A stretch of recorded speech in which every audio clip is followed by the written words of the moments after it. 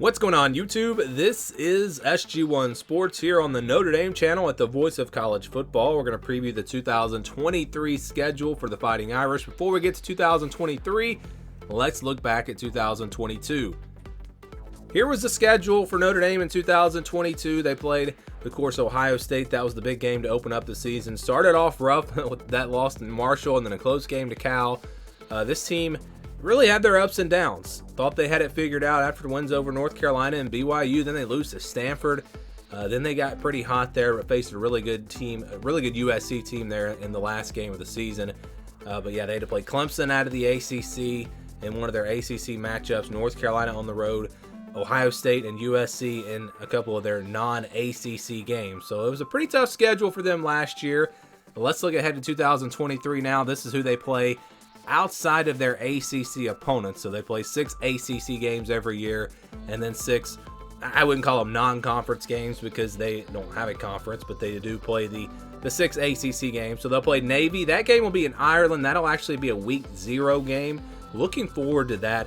I wish we could get a few more big games on week 0, but that's a game that is big enough that I think a lot of people will want to watch that game, just like with Nebraska and Northwestern last year. So that'll be a big one. They play Tennessee State, so they do have an FCS opponent this year. Central Michigan, and then Ohio State, USC, and Stanford. They'll play Stanford on the road, but only one true road game out of their 6 non-ACC games. So let's go to the entire schedule now. They will open up with that game, like I said, against Navy. That'll be August 26th. That's week 0. Then they play Tennessee State on September the 2nd, which is week 1. It's interesting where their bye weeks are. Their bye weeks are kind of later in the season. We'll get to those in a second. But NC State comes up next, September the 9th, on the road at NC State. That's going to be a tough matchup there. I think NC State will be pretty good this year. Central Michigan next on September 16th. That'll be a home game. And then it's Ohio State, September 23rd. And, I think it really bodes well for Notre Dame with Sam Hartman coming in to build the chemistry that they'll have 4 games before playing Ohio State.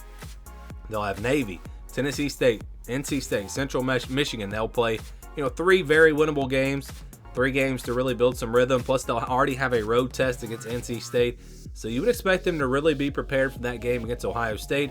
Instead of having it week 1, Ohio State going to have a new quarterback as well. So that'll be a really fun matchup there. Huge, huge game.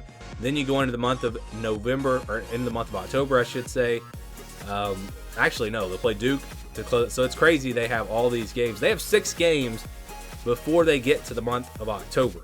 6 games before the month of October, which is really interesting because of the week 0 game. And then you have 5 Saturdays in the month of September.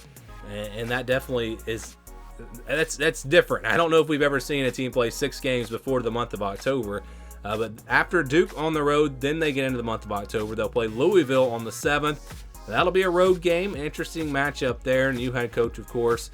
And we'll see how that plays out. USC is up next on October 14th. So they have no bye weeks before this USC game, including the week 0 game. They go all the way to October 21st. So they go all the way to October 21st before getting a bye week, which also is interesting, especially when you have 2 bye weeks to have them that late.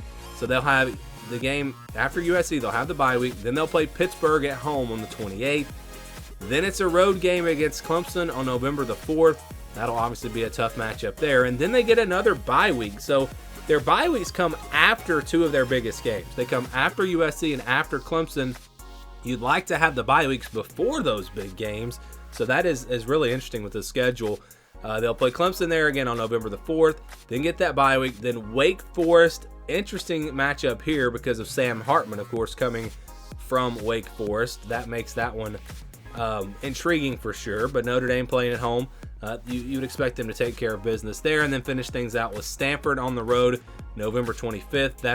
That team's going to be in complete rebuild mode, so that'll be one that Notre Dame will look to win as well. So again, when you look at the schedule, 6 games before the month of October, that's crazy. Having your bye weeks late in the season also is kind of strange. So this is kind of a weird schedule for Notre Dame. You look at the matchups, Ohio State, USC, Clemson.